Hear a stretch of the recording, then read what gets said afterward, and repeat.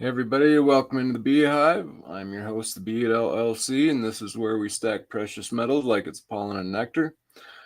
Our pollen is silver and our nectar is gold. Preserving our wealth is honey of old, and like ancient metals, we hold our own. So, welcome in, 888 the Great. Good to see you, Chew. Good to see you. Sounds like Ian is joining us. Let me jump over here. Grab him. Get you guys up on the screen here where I can see you.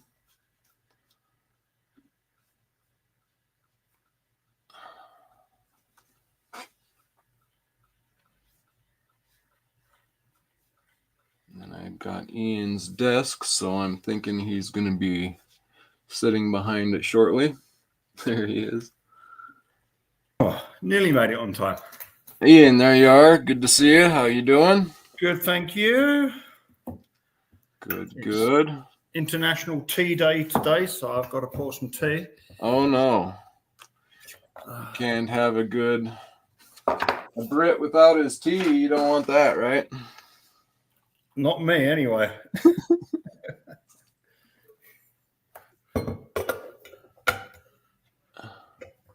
Oh, what you got there? Oh, this is a terrapin or turtle? Yeah, it's an old sea turtle. It's about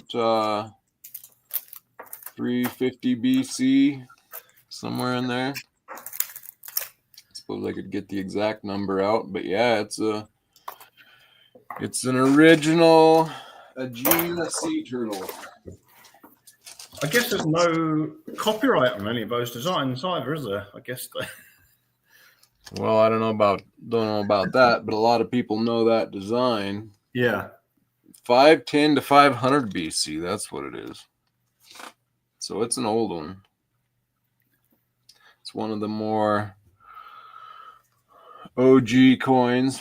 In fact, this coin it's a sea turtle, and their first ancient coins were sea turtles, but their very first edition of the sea turtle just had like about 5 or 6 dots down its back, right down the middle. Okay. And then the next edition after that is this edition, where it's just a row of dots down the back, and then there's one on the right here and one on the left. So when it reaches the front, then there's one on each side just ahead of the last dot on the shell there. On my example, you can barely see the dots because I have a countermark stamp kind of right over the dots there, but you can kind of see there's one there and there's one over there, and that's that second edition. The rest of them would be right up the back line there. You can kind of see the one in the middle too. So the countermark stamp that would have been added after the coin was in circulation? Or? Yeah. I guess the theory is if you would have went to another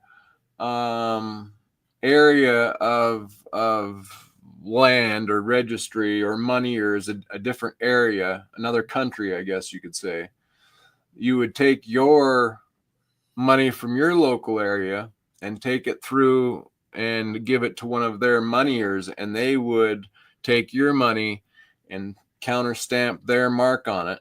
So after testing it, I guess. Right. Test it to make sure it's good. They may have just swapped out. He may have given him then local currency, or gave him this back with the counter mark, and then that allowed him to use it in commerce. There's kind of some back and forth about what actually happened right there. But a lot of times he would have just taken it, given it to that money-er, and the money-er would have taken and, slammed his counter stamp on it to make sure it was a legit coin, probably put it in his piggy bank and give then the guy back the local currency so that he could go spend it. Is one of the main theories out there on it anyway. And is that sort of 90% silver, 10%? Yeah, this would be like, they test a lot of these over 98%. 98%? 98%, yep. You can see there's a little gas pockets right there, right there at the bottom from, just being silver. And what's the imprint on the back? It's an incuse square with triangles. So you have these 3 rectangles that kind of make the outside of the square. Okay. And then these 2 triangles here together make the full square. So it's just I think they call it a 5 incuse square or something like that. And then the original ones was, I think, more like 3 incuse kind of in a square, but I don't know. I'd have to go see exactly what it was. But yeah, they change a little bit over time. That's another way you can tell them. So I mean, it is kind of like its own mark in a way, you know. So yeah. Anyway, kind of interesting. So we got Silver and Cigars. Welcome in. Good to see you. And Space Miner. Good to see you. Oh, Ark's already in there. How much does one of those turtles cost? I got this up for 1,300, I think. 1,300, 1,350, something like that. So yeah, there's a bit of historic value there, you might say. Is there many forgeries around? I guess there is 1,300. Yeah, there is, but there's quite a bit of study on it as well, and it's harder to make one than you might think, you know, because they do have that unique composite in the age and then the design, and they know them quite well. And if you get a fake, they'll often be more than one, kind of a replica thing, and you can easily find the same nick that's on that same one, and then you look for that to check too as well. So it's pretty. I'm impressed with how well they weed them out. So, and that's the nice thing about that. Like, that's why I give a lifetime guarantee, and I also go through Harlan J. Burke in Chicago, and they're a long-standing ancient coin company, very well known, and they give 100% back guarantee as well to be genuine. You know, that's what the lifetime money back guarantee is on, is that it's a genuine coin. If someone comes to you and says, "Oh, that's not genuine," and you say, "Prove it," and they do, well, then you can take that coin back and get your value back from me or from the dealer. Because, you know, again, I buy, you know, even if it didn't work through me, you can still go there is where I got it, and that value would still be there. So you just lose out on your premium. But yeah, and that's why you go through a dealer who's going to back up their coins, because, you know, if somewhere down the line someone, you know, says that's a fake and they can prove it, well, then you're not out your money. Otherwise, you remain in the game. And then also, you know, they have, before their 1970, they call it a good pedigree. And that's just documentation of like sales back into the early 1900s. Really? You know, of how long these things have been in the market, who owned it last. Yeah. And so those even usually go for a higher premium if it's been through a lot of high-end collectors, you know, so those will have even a bigger premium. But yeah, everybody, that's the thing about these big auctions, that, you know, they put them out for the whole world to vet them.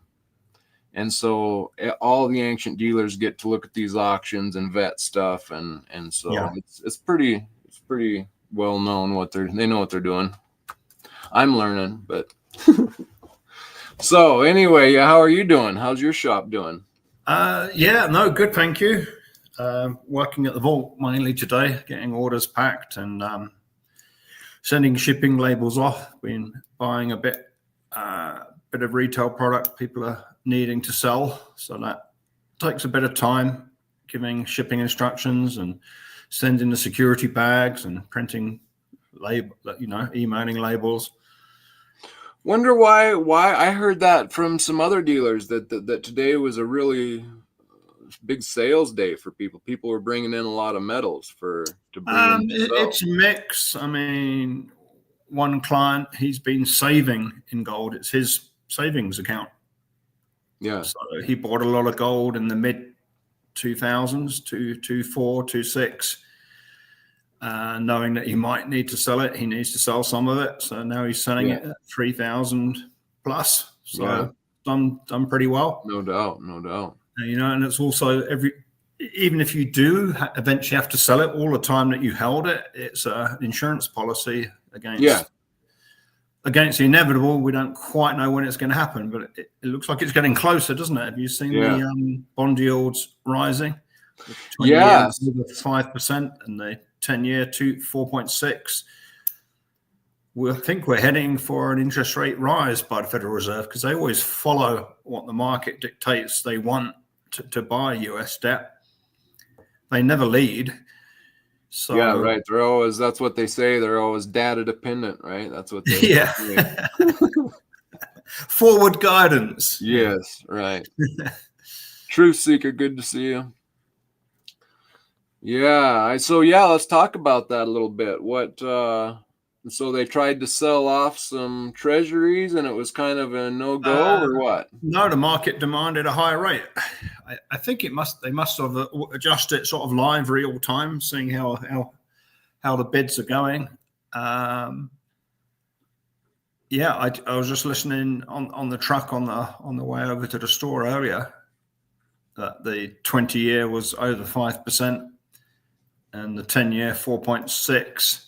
And I think I'm right in saying that pretty well everything domestic is based on the 10-year, whether it's car loans or mortgages.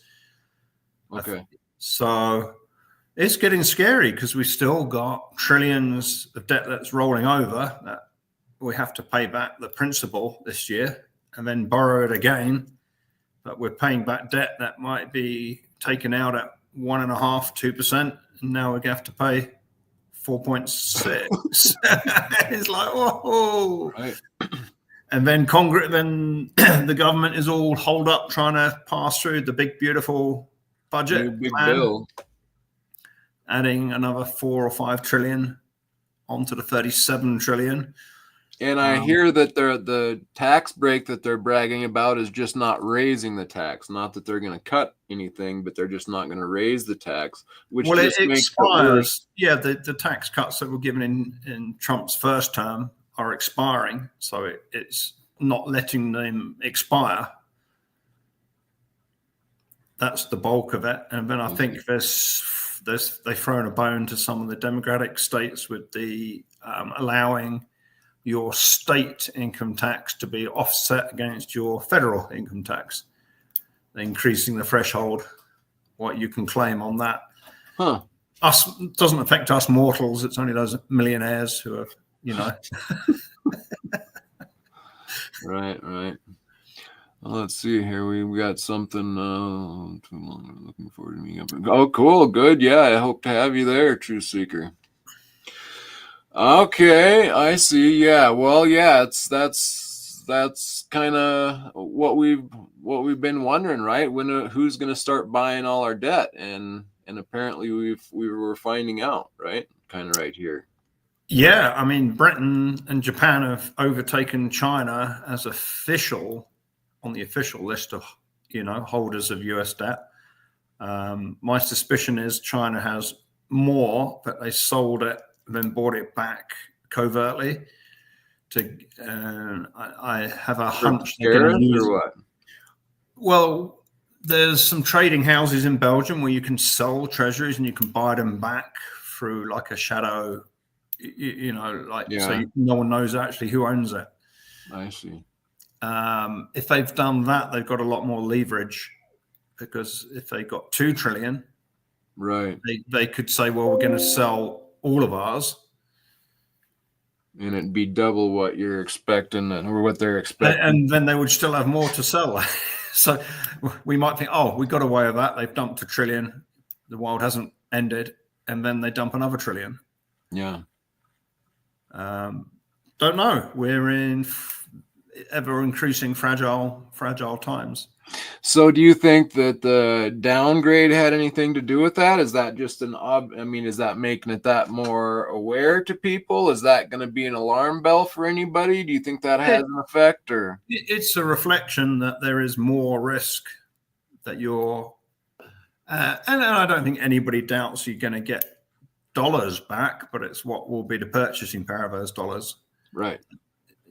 And I think a lot of the big players, they buy these bonds to trade them. They don't buy them to hold them to duration. But that doesn't work now. With interest rates rising, the value is continually falling. Yes, last week's bonds aren't worth 100% now. If you try to sell them, you wouldn't get your principal back. Wow. Because that has to take into account that if you buy a new one, you'll get more interest on it. Right. So it could be a rapidly self-reinforcing cycle. Wow. And it doesn't matter what a politician or a president says they want.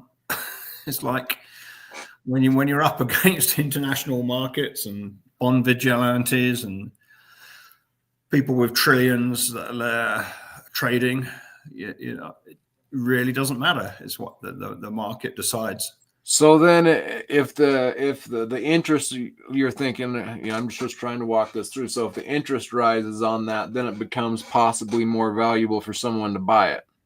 So when the interest rate rises on a new issue, that means if you buy a new bond, you're going to get more interest because that interest is fixed for the duration of the time you've lent the money to the US government. Right. So if you've got one loaned out and it's a lower interest rate, that it reduces the actual value if you try to sell it early before it expires and you're due to get your principal back. This was the whole problem. A lot of the banks got caught. They were holding treasuries, and the value of them was falling if they had to sell them, and then that locks them out. Well, deposits were withdrawn, so they had to sell some bonds to raise capital to keep solvent, but they were selling them at 70% of the value if they held them to duration. I see. Wow. Interesting. Okay. So then I also heard that, you know, tariffs aren't going to have really anything to do with as far as bringing jobs back necessarily at all. I mean, some people might see some things there, but it's not like no one's suddenly going to be like it was before. Mattel aren't going to open up a plant making plastic toys in America. And all that, the tariffs that we do get will be because Aaron was saying this too, that the citizens pay for the tariffs. And so what I understood it to be, I heard somebody talking about it today. So if one country is going to buy from me and there's a tariff, we still make a deal at whatever cost we agree, but it'll be that if the tariff was 50%, that 50% extra tacked onto that goes to the government and neither of us. Yeah, it's a tax. It's a tax. So it's just flat out straight. The importer pays it, and it's collected by customs. And so, if we're importers, mostly, net we import more than we export. Then we're going to be paying the most of that. Yeah, the bulk, if not all of it, gets passed on to the retail to the consumer. And not only that, if there is a similar American-made product that now becomes competitive, well, they will just raise their price to equal the cost of the total cost to the consumer of the imported good. So even if there was a competition, you know, in some areas there might be, right? But it's the uncertainty will prevent mass reshoring of industrial output. Yes, right. Companies need I don't know. They need a 2 to 5 or even a 10-year expectancy of what the market is going to be, whether they'll ever get back the costs of building out factories, training workers, equipping the factories, producing the products. And at the same time, they've then got to shut down. If they were manufacturing overseas, they've got to shut that down, pay off workers, bring back managers. So you've got some not insubstantial costs. And depending when those companies set up abroad, they've got sunk costs that may not have been paid off yet. So now they're going to take a write down on their accounts because that asset now is worthless that they were expecting would carry on being a productive asset. Right. So it's a complex web. Yeah, and now that there is a little bit of upheaval in trade, the more that sets things back, the less you can be sure that stuff's gonna get here to build your new factory so that you can get it up and running, like you're saying. Yeah, because we rely on a lot of imported components as well as finished goods or part goods. So it might be that one component that you go, there's only one factory in Shenzhen or Guangdong that makes it. Yeah. So now, well, who's going to set up the plant to build that one component that you need to finish? I mean, you remember what happened with the shortage of microchips during COVID? You've got car manufacturers sending cars out without heated seats, or even some, without reclining seats. I think some even couldn't even get enough chips to have the controllers for the electric windows. So, wow. So yeah, we have chaos, really. Yeah, indeed, and we made it a just-in-time system, so this little hiccup wouldn't take long here for shelves to start to empty out a little bit and stuff in areas. Yeah. I was talking to the guy at the counter in O'Reilly's a couple of weeks ago, and I said, "How much of your stuff comes from China?" And I said, "How much actually is made in America?" And it's about 3%. Really? So that means everything you buy in O'Reilly's is going up 30%. I'm not really familiar. Is O'Reilly's like a tractor of a farm shop? Auto parts, car parts, auto parts, car and light trucks. Yeah. Yeah, auto parts especially. I would see getting hit. Like. Yeah. Tires as well. I mean, a lot of tires are made in Vietnam, Singapore, Canada, all over the world. Yeah. Let me see what this question's asking here. Do you guys expect the private citizenry of USA to carry any kind of significant weight in the precious metals market when the chips start rolling? Oh, I don't really think that much of one, but I mean no, I think the demand is just way out going to strip the supply, and so what little people do turn in, because you're not going to necessarily want to turn it in if it's what's the one thing that's keeping your value and moving upward. And private. And private if everything is going digital. So yeah, I mean, I don't expect that it will calm the market. There will be some for sure, but people like me, it's not, but maybe I'm rare. I don't know. So, and I think space miner might be meaning, will precious metal holders have any influence because they're precious metal holders? Oh, maybe. He's a bit obtuse. He's a bit obtuse sometimes. Sure. 3D Woodworks. Good to see you, bud. Yeah. Somebody mentioned, I think Nickel, I think 888 mentioned platinum. I think it's up 10% in a week. Yeah, it really jumped, didn't it, finally? Oh, and that, yeah.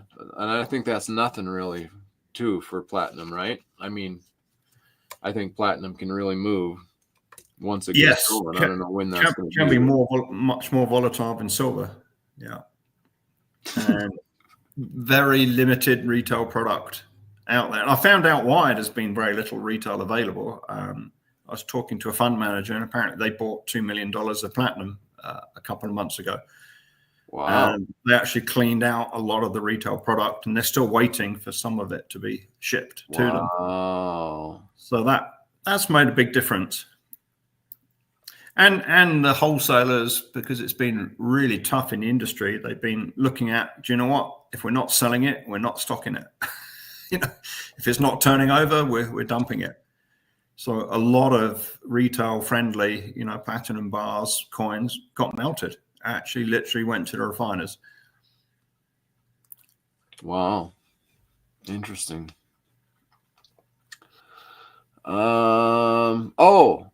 So I don't know if you've seen or not, but this morning Vince Lancy of Arcadia Economics was saying that he says he doesn't say we're right, but that the Shanghai is now setting the price of the metals like we were talking about back in the gap. Yeah, he basically you're saying that the arbitrage when the Shanghai spot is higher, the US price rises to meet it more than the other way around. So that would suggest the volumes are much higher and people are actually taking physical in Asia, and we become more of a paper trading game, really. And we just got to stick within a certain barrier of what they got going, kind of. Well, we can't, that arbitrage can't stay too high for too long, right? Or people will fill it. Arbitrage it. Find a way of taking the silver here. I mean, heck, if you're moving enough, a few pennies, it's worth doing it for. But I think at one time, I think it was late last year, I actually looked it up. I think it was nearly a $4 difference. $4, yeah, it was right. Yep. That's crazy. I mean, that's the premium we pay, you know, on an American Eagle, roughly. Yeah. Yeah. You know, so in my headline for today, has America peaked? And whoa. As a federal system, yes. As individual communities and possibly some individual states, no. Because I think this could be our finest hour, actually, to rise to the challenge, to say enough of this bullshit, enough of this financialization of everything. Wall Street, just go away. Just go. You've stolen so much over the decades. You've taken so much. Be happy with what you got. Just disappear. The moose. Yeah, you know, I would. You know, let's get back to real stuff. You know, at the end of the day, I mean, most wealth is either mined or grown. Or the beginning of all wealth has to be mined or grown. I mean, yes, you've got intellectual property, you've got inventions, but they still need metals, lumber, food for those ideas to be converted into a product. Yeah. And for the workers to do that, well, they need food, and the workers need a house to live in, and the house to live in needs lumber and concrete and steel and glass and plastics and insulation. So really, the root of wealth is grown or mined. Yet when you look at the value of all agriculture and all mining, all extractive industries, it's just a few percent, isn't it? Tiny of everything else, and it should be the other way around. Yeah, and I was listening to somebody today, and they were pointing out how back in when he was a kid, like in the 50s, everybody was a farmer. Everybody had a ranch, had a farm, and everybody worked on the ranch or a farm, and and now we're down to like, if not everybody, a significant part in some communities, almost all of the community. I mean, industrialization had drawn away, you know, so you'd have, especially in the Chicago, Michigan, Illinois area, you would have had a lot of people in the 50s, all they did was industrial work. But definitely the amount of people farming was much, much higher.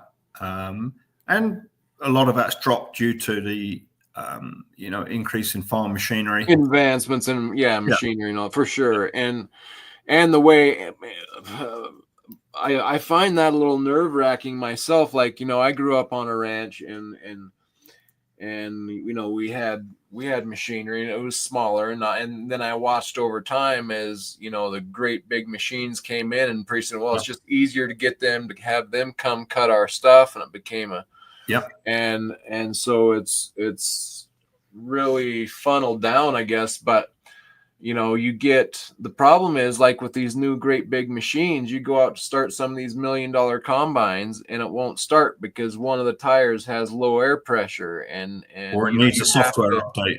Yeah, right, like some weird reason, and you have to have them with the machine and computer come out and test it and fix it and figure out what's going on, and so that gets a little nerve-wracking. But yeah, as of right now, it's I was thinking about this, you know, as we push the just-in-time market and we've been doing this for, 50, 80 years, whatever. We've been funneling things out, growing them as fast, getting them efficient as machineries. We've been maximizing, like look at farming, like we're talking, where you got these huge combines, a few laps around the field, and they've got you harvested and this and that. But what if some of that technology was to break down? Well, it does break down, doesn't it? It does, and it's and so just playing that out, like there could be major devastations in something, in a place where we're used to having just an abundance. And there's lots of consequences of intensive farming. I mean, the fields get bigger, so you get less hedgerows, less trees. The soil gets compacted, and the heavy machinery actually compacts the soil up to 10 feet deep. So then you reduce the drainage, you have less earthworms, and you need more and more fertilizer. Right. You need more and more irrigation. Eventually, you can totally destroy the productivity of the soil. Yeah. Yep. Yep. Yeah, there's a whole big regenerative farming movement. I think that's good. Like, it's a good way to combat kind of where we're at, just in case. Like, you need that underground base going, kind of like with my family. I'd like to see him stick it out. And I know it's tough and tight and hard to do nowadays, but that might turn around, and you could have your cattle being like a gold mine and your wheat being just as valuable, and so yeah. B. Taylor, welcome in. Rockamos, good to see you. Yeah, I mean, 888 says they're about not rotating crops, using more and more pesticides and herbicides rather than rotating the crops to reduce pests and diseases. And the monoculture, I don't think is good, is it? Where you get thousands of acres of corn or soy or just one product. You're going to have to be destroying the the whole ecosystem, aren't you, of the natural pest eaters and stuff. Yeah, that's happening in some areas, and a big question about what to do about it. Sunshine Element, thanks for joining in. Good to see you. Thanks for joining us. And loving the Sunshine Element indeed. Looks like they used to listen to Monty Python. Always look on the bright side of life. Yeah. I don't know if you ever watched Monty Python. That was one of their songs. Not a lot, but I know who it is. Yeah. Yeah, no, it is important. I guess the upside is, I think more and more people are waking up actually what is important. But it's hard, isn't it, for people in dense urban areas and even denser cities. 3D Woodwork's got a good point there. They do shut people's machinery down. In fact, when you buy a brand new John Deere piece of equipment, you can never actually own it because they own the software, and it doesn't work without them keeping the software working. So you literally can never take ownership of it. I was watching an article on a farmer. He had some sensor that was about $75. It cost him to change it himself. He wasn't allowed to change it himself, and it was $575 for John Deere to change it.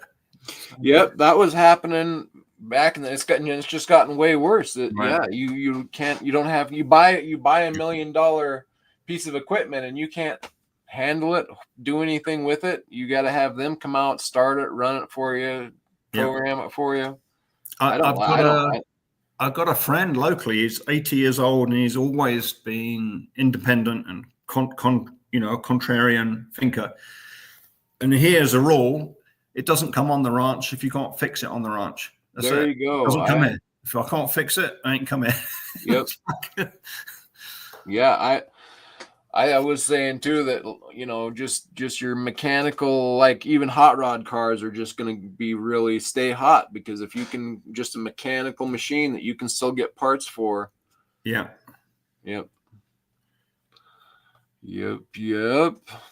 What else do I got here? Okay, so this one was kind of something that I was pondering when I first got into the metals was if this whole world fiat dollar collapse, us being the global reserve, if that collapsing,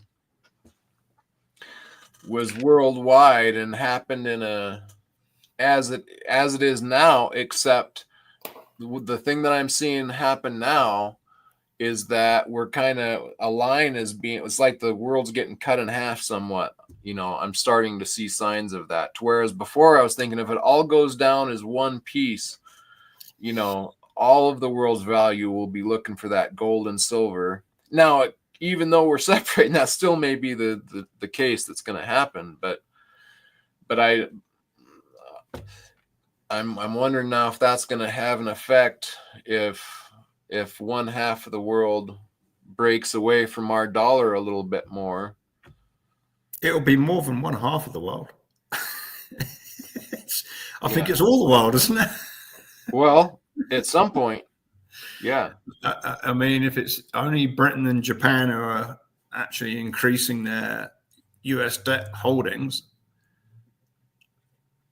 and the interest rates are going up, so there's less and less willing participants to purchase the debt,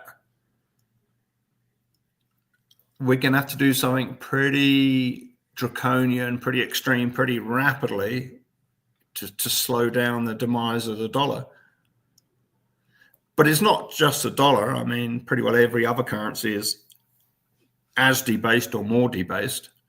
It's just we've got away with it for longer because it's been spread around the world. Yep. So not all of the extra dollars we've created have come home to try and buy things here. Yeah. So that's sort of concerning when you see, I mean, silver, $33.58, gold, 3324. I think it's just starting. I think but even when you look at the charts, gold is literally climbing a vertical wall with a little pause, a little pullback, then off again for another $400 rise. So, yep. And did you see the European Central Bank was saying the price gold rising is a threat to the stability of the banking system? Yes. It's like, seriously? It's like, no, gold is rising as a reaction to the instability of the banking system. Yeah. Yep. Well, but I mean, that's that. It's got silver's got a ways to go, hasn't it, to catch up with gold? I think if you put on the year, if you click on the year, we're about 5-6% rolling year. Good. 5, and gold I think is 35%. If you switch to gold, 37. Yep. So silver will catch up, and I don't think it will be catching up when gold is falling. Some people are suggesting that ratio will close because gold will fall. So that theoretically means silver goes up 30%. It would just be back where it was last year, the gold silver ratio. Yeah. And that's a big jump, isn't it? I don't know what the math is. I should better work that out. But no doubt. 3360 times 30% plus put silver at $43. And that would just be a sort of fairly normalization of the recent gold silver ratio. Yep, that's what, let's see, silver, 888 the Great, silver 40 to 45, 4 years up. Yeah, that's quite possible. Probability is high. I do too. Takes me back to New Orleans 2021. That's when Rob Keynes on Gold Silver Pros asked me what my prediction for silver was at the end of 2021. My prediction then was $40. Shows you what little I knew about the manipulation and how long the suppression could last. Yeah. Well, it wasn't an outrageous statement at the time either, is the thing. It didn't feel like it to me, but with what I know now, it was. Yeah. It's like. Yep. And we're definitely heading into currency wars, and commodity wars. I was sort of pondering the other day, quite a few people have said about what I've noticed on the rhenium opportunity. That's rhenium, not uranium. And a lot of people say, well, why has nobody else noticed it? And I said, I don't know. I don't mind. But China noticed it because they bought 26 tons out of a 50-ton whole world production in 2023. And they've cornered the tungsten and the tungsten alloy market. They cornered the rare earth refining. They cornered a lot of other metals. They weren't just doing it for the fun of it. They've been preparing, and I don't know, where did I see it? I think that was on Arcadia yesterday. A Chinese billionaire took on JP Morgan on trading on gold futures. He went long against them, and he won. He made about $1.5 billion on that trade. And now he's long 90,000 tons of copper. 90,000 tons. Goodness. That's one Chinese billionaire. So if he's doing that, are the Chinese government long as well, and some other people that it's not as transparent? Yeah, and yes. Because the logic would tell you we're heading into a worldwide sort of recession, possibly depression. The demand of copper would fall. Or are they just going to push ahead with electrification and data centers and new grid, electrical grids? Or a little of both. And electric vehicles, I think they're 50% of new vehicles in China, or I think it's crazy high now. I heard, they're really taking off over there. I heard that too. So that's interesting. Why are they so long on copper? Logic would tell you to be short. Well, a way, like you're saying, going into recession, I think you're right. And another way of looking at it, like in my kind of probably wrong backwards mind, is that's some of that false value coming back to reality. Like, it's kind of the same thing, really. Yeah. I mean, I've heard figures that China has debased their currency at 3 to 5 times worse than we have the dollar. So their currency could unwind a whole lot faster than the dollar does. And in that case, if they have huge reserves or actually actively switching whilst they've got some purchasing power into metals, Space Miner says the critical metals are the new precious metals. I think we could make a new statement. He who has the metals makes the rules. Right. Not just gold. Right. Yeah, there's going to be, that's going to get expanded, isn't it? It is. Yeah. That's why I've got 1/4 ton of nickel on the way. That's awesome. That's awesome. Yeah. Yeah. 888 saying we should get chummy with Mexico. He says he would give Mexico 1% tariff. Let's be friends. I want silver. Yeah. Well, they're getting mine now. I mean, Peru has much larger reserves of silver. Mexico have depleted theirs. I mean, obviously, it's been going on for hundreds of years. So, I don't know why are nations allowing their precious metals to leave the country, really. I'm worried that I'm surprised, I'm surprised like you are. It could come to an end rapidly, couldn't it? Yeah, that's what I'm surprised. Especially even at the current valuations. For Mexico, I don't know what the statistics are, but it's probably a fraction of a percent of their GDP. Maybe it's 1%, but it's not big enough that they couldn't, to say we're not exporting any metals till they're, 3 times the price, 10 times the price. Yeah, like Keith Neumeyer does sometimes. He's like, I put that question to a few people last year, maybe even longer ago, and people would say, well, there'd be repercussions for them. But what more repercussions could we, we threatened tariffs and we've insulted them. We told them they're building the wall, on and on and on and on. What more can we threaten them with? It's like, I think that I don't think we can threaten them with it. We could threaten them that they do need to pay for the wall to stop Americans fleeing to Mexico to get away from what's going on here. Yeah, you think that's funny, but yeah.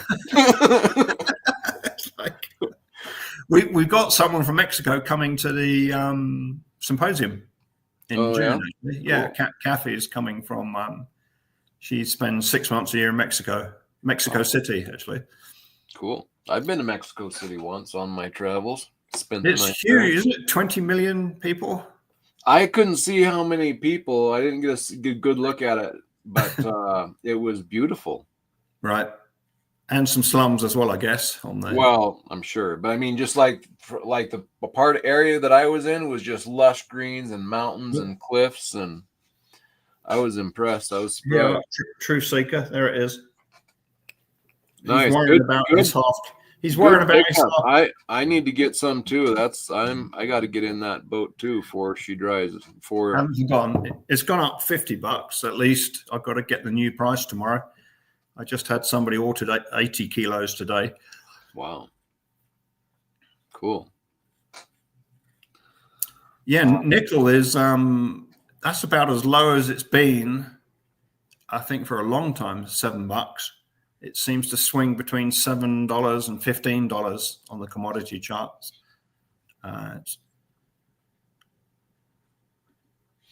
Yep. Yeah, and I also want to, just point out, I know probably everybody in here knows, but that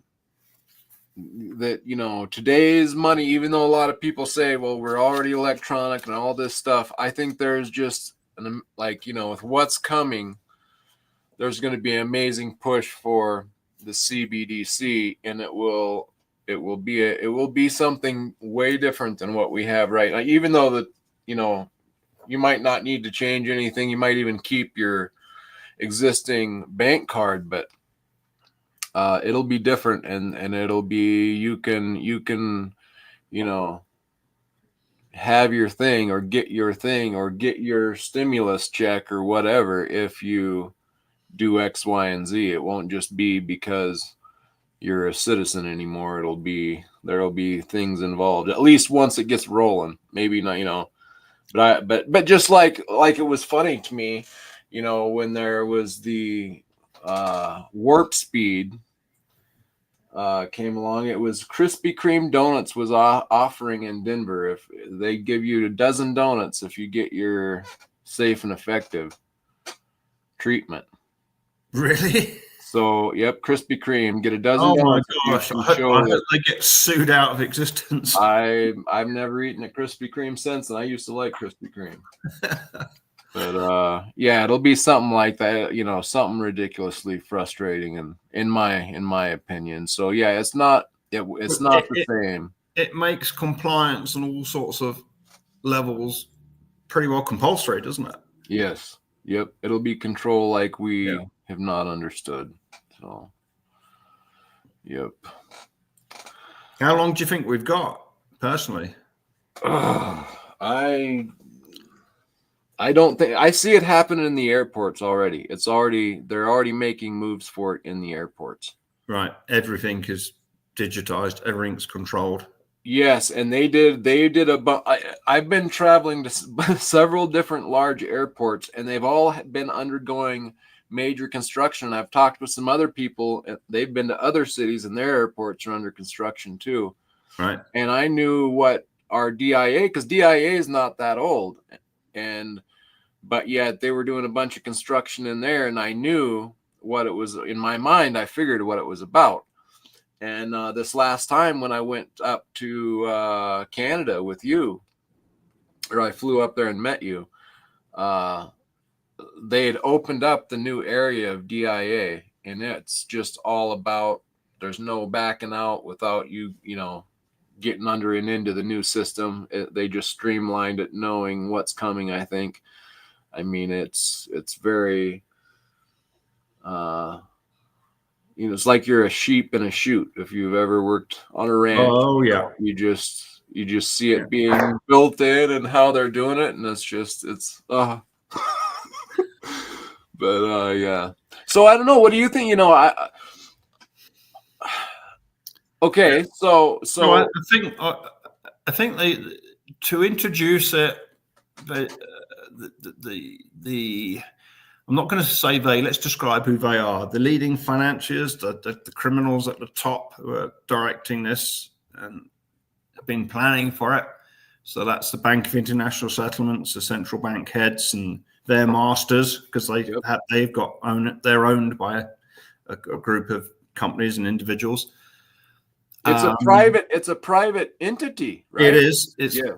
Completely private entity. So they've been planning this for a long time, but I don't think that group of people want to come out and say, "Oh, this is a good idea. It'll be so much better." I think they're going to wait for the current system to fail and say, "Well, we've been thinking about this and it might work. Let's try it. That's all we got. What's the worst that can happen?" And suddenly, and probably the banks will go down on a Friday.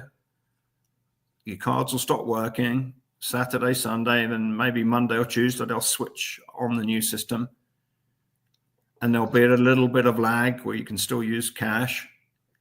And there may be a 30-day or a 90-day period where you have to hand that in and a report where you got it from, which is impossible because cash is fungible. So how can you prove where you got that $100 bill from? You can't, can you? Yeah. It's like that'll probably get taxed at 30%. So then you hand a $100 bill in, and you'll get 70 cents in your new digital FedNow account, with the promise that you get the extra 30 cents back when you can prove where you got the $100 bill from, which you can't. Right. It's like. So yeah, on that line, we're seeing like what was their slogan? Like, no stopping until we get net zero. And I thought it was funny. Someone said, right. well, they got to net zero. Finally, they achieved their goal of net in Spain, that was blacked out for what, 2 days? Yeah. I mean, that's a complex, partly because it's a peninsula. It's not got other bordering. It's got a very short border of other countries. So in Europe, Germany can take electricity from France, so they can buffet weather. So that was lack of planning, not having base storage or capacity they could bring on quickly. Well, but the consequences are huge because everything stops working, doesn't it? Without electricity, the sewage, the water, your hospital, everything stops working. You can't get gas, you can't get cash out, you can't pay people, you can't get paid. And if it's out for much longer than a couple days, like that's when things can really start backing up. Yeah, because that's when people start eating each other. Yeah. But with the just watching it, it wasn't just Spain. It was like 2.5 countries or something like that. Went Spain and Portugal, Portugal and part of Italy, I think. Was it part of Italy as well? Wow. Yeah, and they're the ones with this new Daisy. This is their new silver coin that they released. Okay. From Italia, and it's got some pollen and nectar, so they know what they're doing. That's the Italian mint. But so even they went down for a bit, but it's interesting that they're coming out with a silver coin now. I mean, not that has any correlation, but that's kind of ironic. So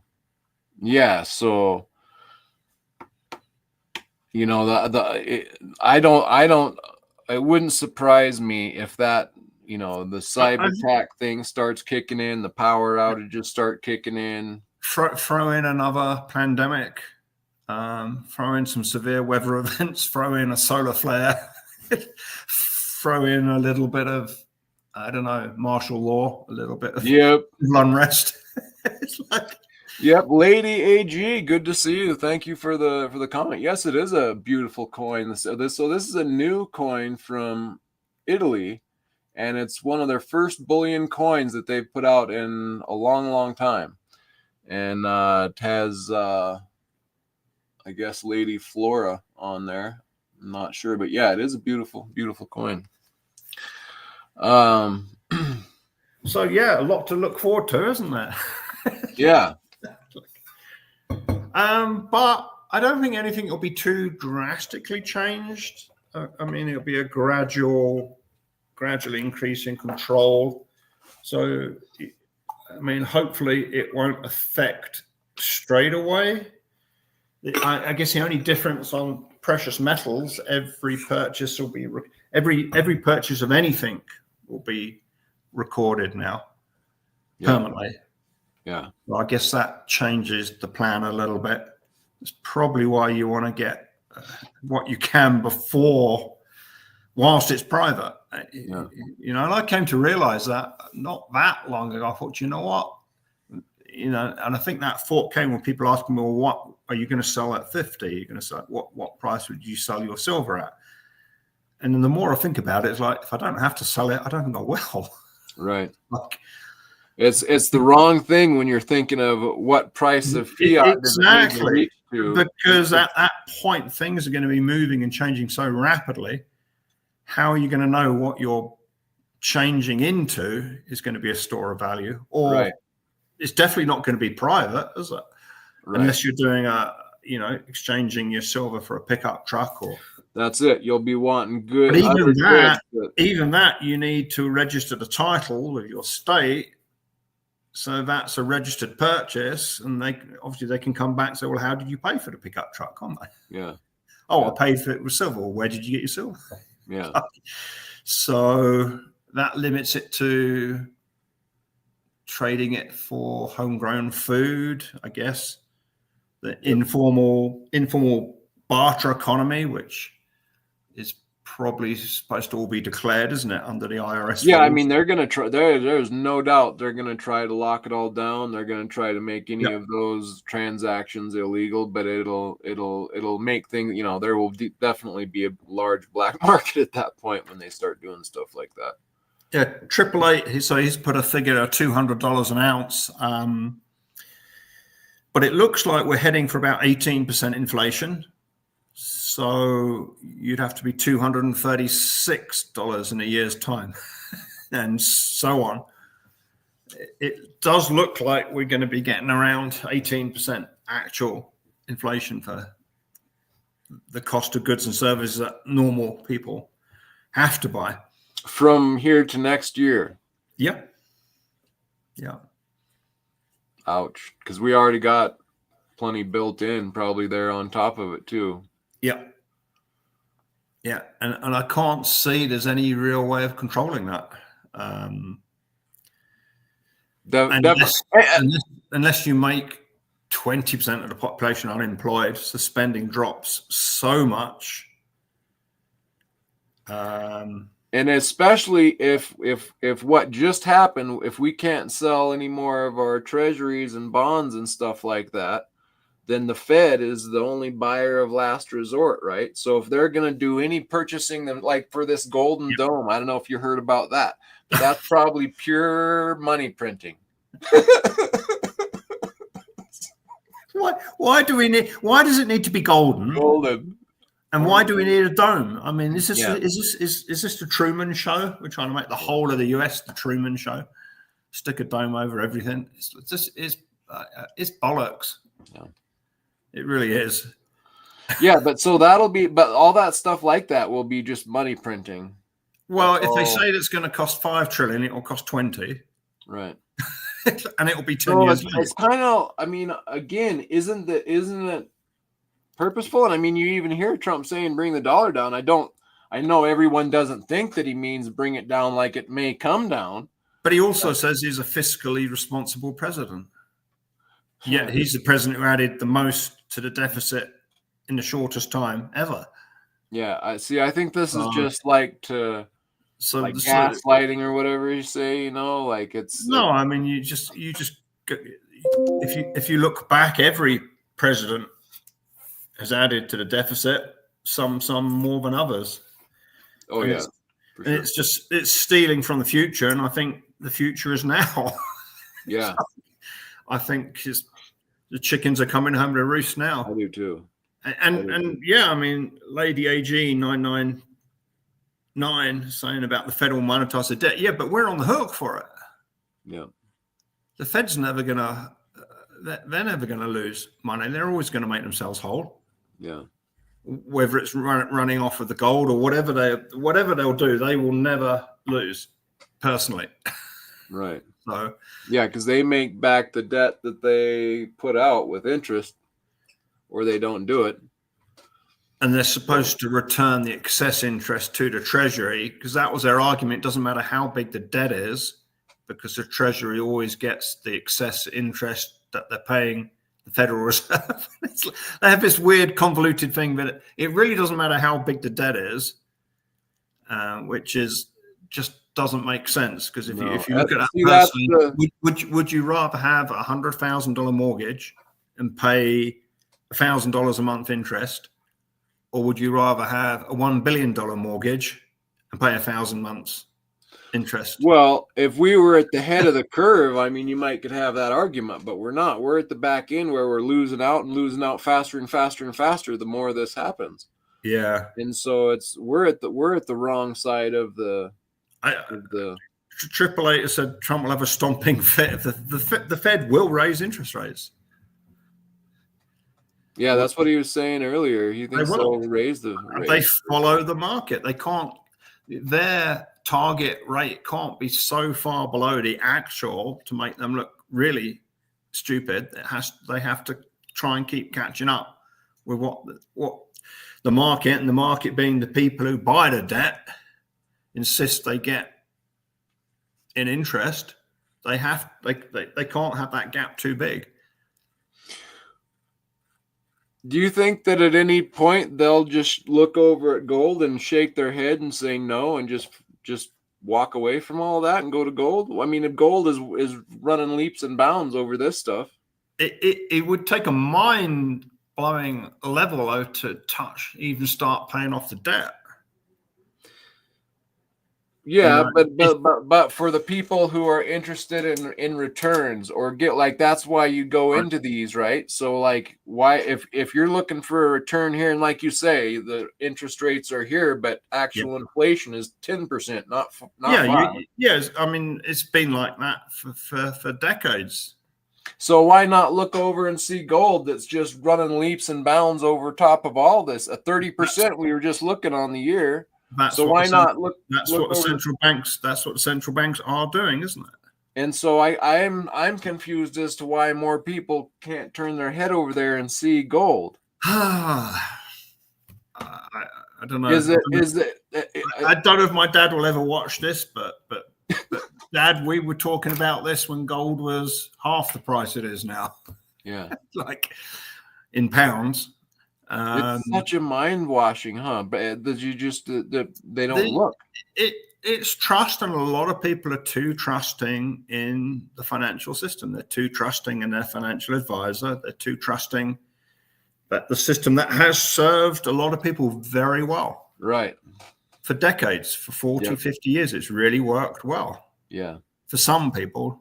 Right. Yeah. Oh, that's true. That's very true. And, I was talking to my mum 2 days ago, and she's saying my sister should pay more into her pension. She's got a good job. And I was saying, Mum, you do. And it's like,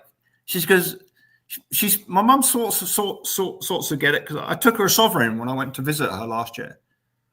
And I told her how much that sovereign was now worth compared to what it was last year. And I told her how much gold is now compared to what it was in 1970. 1970, it was £14 an ounce. Now it's 2,400 and something. Yeah. I think it's a factor of 2,476. It's a factor of 170. It's crazy. Now that might seem like a long period of time. Maybe I'm showing my age, but I can clearly remember 1970. Yeah. Very clearly. Yeah. So it's even after they hear that, they must not realize the rest of they must think, oh, it must be at a spike and for some weird reason or something, instead of logically. And that narrative has fitted when you look back at the chart. I mean, if you pull up on the bullion by post, pull up the gold chart in pounds all time, you can see how long it stagnated and pulled back, even through inflationary periods. So what is happening now? It's still, you switch to pounds, Okay. In the currency bar above the. That's it. Switch to And pounds. then go to like what? Keep 20 going. here? Keep going.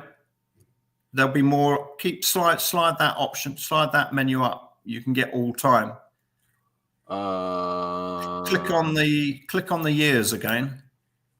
Back on that little box. Move. That's it. All time. And then select British pounds. Woo! That's dollars. Select British pounds. No, that. Click on GB. pounds now on the currency, just to the left of the US dollar. Well, So you got right in the middle there. You got currency: euro, British pounds, US dollar is in dark. And wouldn't I go to? That's That's US. No, click right in the.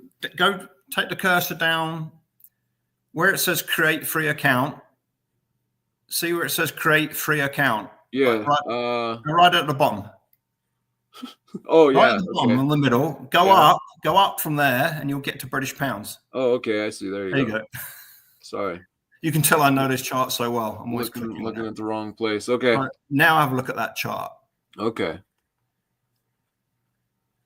So look at that period from 19. You know how long it stayed flat. Right, from like in times of inflation, there was huge inflation in that period. 70 to 2005 almost. Yeah, really. I mean, it was crap. You would have been really pissed if you'd bought in 79. Right. You know, and then we had that run up to 2011. Yeah. And then you would have been really pissed if you bought it then, because yeah, you know what I mean. It's only if you count actual inflation, it's only getting back to what it was in 2011 in purchasing power. Yeah, right. Yeah, on the chart. So we're on the handle of the hockey stick. Yep. And then if you look at the percentage increase, so pull the chart down a bit, and it will tell you the. Go the other way. Keep going. Keep going. There you go. So if you look at the all-time change, 170. So gold is 170 times more in pounds than it was in 1970. Wow. And so people's minds just aren't wrapping around what's happening. Wrapped around. No, there's a presumption maybe it's going to look like the chart going up to 2011, then it's going to pull back and do nothing. Yeah. But I don't think it is. I mean, I'll quote Mike Maloney, we have 55 times more currency worldwide now than we had in 1980. And I think it takes longer to filter through to the gold price. A lot of people say it's 2 years before the debasement effects, really shows up in 18 cost months of goods and services. I think it's decades. Yeah. And now we're in a situation. There's so many people around the world with huge perceived wealth.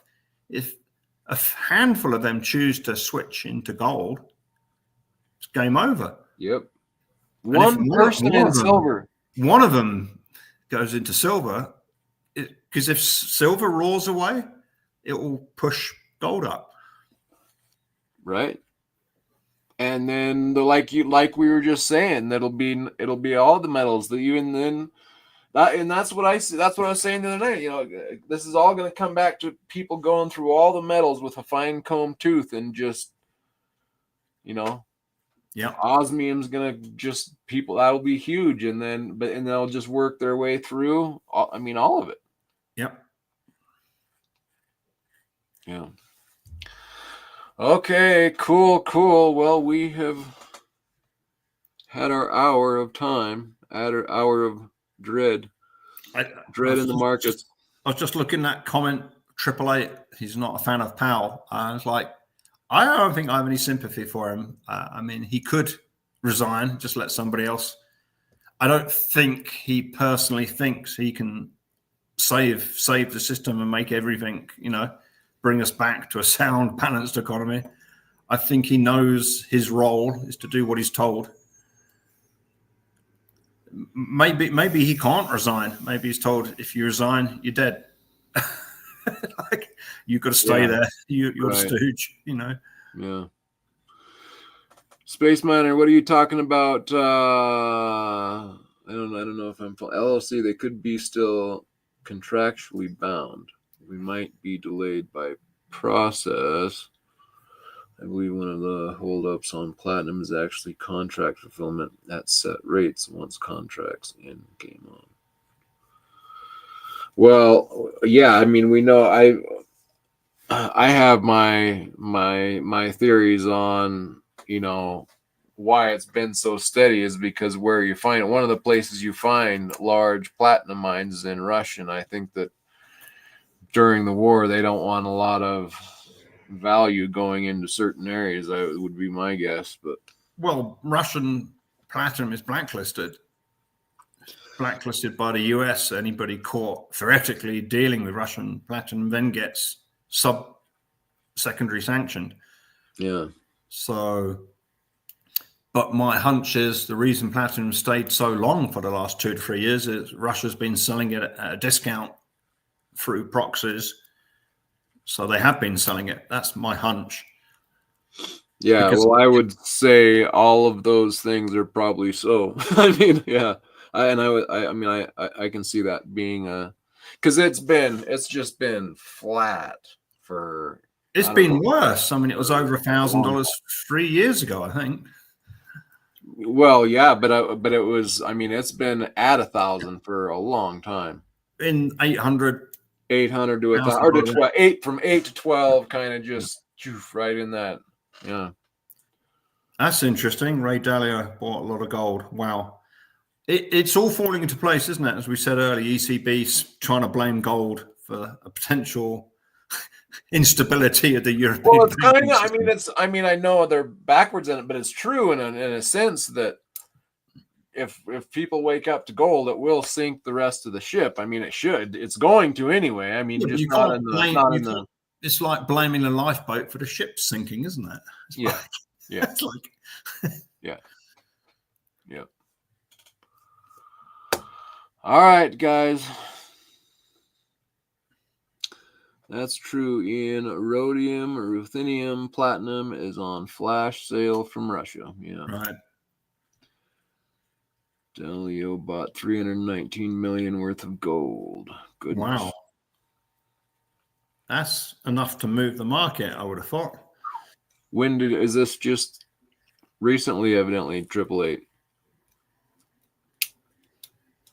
I know Palantir bought $50 million of gold about 3 years ago. Yeah. There's definitely people that seen it ahead of time. I remember that story. I was buying at the time, so I'm like, exact. And then there was that banker that said they were asking him, well, why did you take the physical? And then he was like, well, because if it comes down to you can't get a hold of your gold, whoever has it, the price will fix. Then he's like, yeah, so give me my gold. So yeah. I mean, some people have thought through it, but not everybody, that's for sure. This week. Okay. And Jim Rogers bought some. I know I was watching him talk about buying more silver right now. Yeah, Jim Rogers says he has a lot of gold. He has a lot of silver. He's buying more silver right now. Might buy more gold in the future, but silver right now. I think a lot of us are in that boat. I think so. Except I don't have a lot of gold, but I'm yes, you have. You've got silver. Silver is fractional gold. Well, yeah.